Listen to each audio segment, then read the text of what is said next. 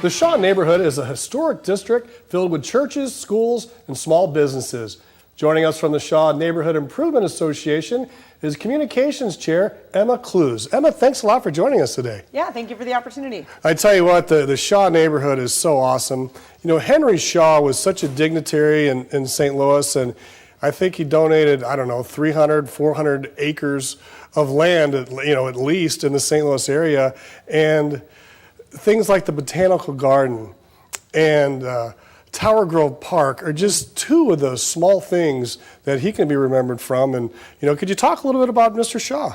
Sure. It really, the way that he donated all of that land really transforms the way we live in a city neighborhood, right? So a lot of neighborhoods, Shaw is one of them in the city, might have a very small yard, but when you have a massive, incredible park and then a beautiful botanical garden that's known the world over, it really gives a different feeling to your access to nature and to green space and to really getting outside and enjoying the fresh air. And the proximity of the two, they're so close together that, you can just spend a whole day over there in South St. Louis going to Tower Grove Park and the Botanical Gardens, and you'd have your hands full right there.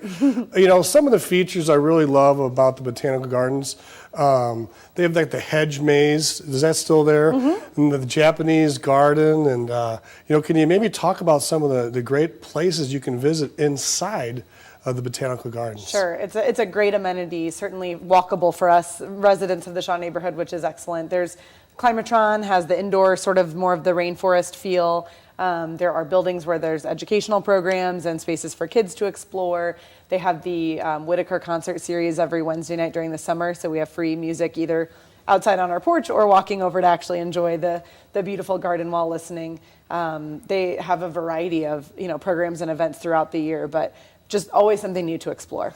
It's in the 8th Ward. Alderman Steve Conway has been in that area as alderman for a very long time now, and I know he's very supportive and is trying to get a lot of things done.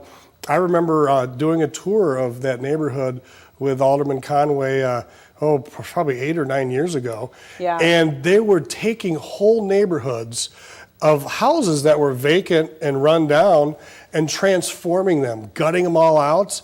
And these companies were coming through there. It's just a tremendous transformation, hasn't it been? Absolutely. We are very fortunate to have an active neighborhood association and a community development corporation that works with Alderman Conway and other resources to be able to really transform a lot of the housing stock. We've had, I live in a historic home that got rehabbed in 2003, so I have the best of both worlds.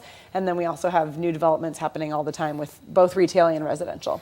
Yeah, how important is that to have a mix? Because you have the old houses, things, they get rehabbed and things, so they're like brand new on the inside. But it's also nice to have some new modern developments as well, just to kind of intertwine them a little bit into the business district and the housing area. Yeah, it's a mix. We have, because it's such a historic neighborhood, most of the houses were built in the 1890s, most of the buildings. So there are a lot of historic codes that we have to abide by, and but really get to, because it's a beautiful, beautiful brick buildings.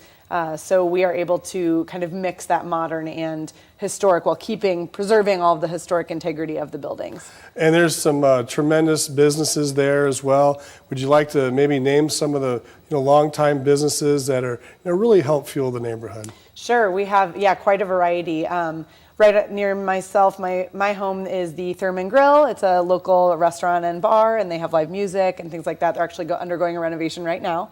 And then there are bakeries and cafes, Sweet Art, and there's Ace's Barbecue. There's the Sasha's Wine Bar, which has been there for quite a while as well.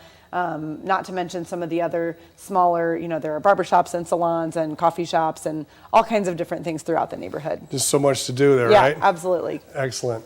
Well, stay with us at STL Live. We'll have more with the Shaw neighborhood after this.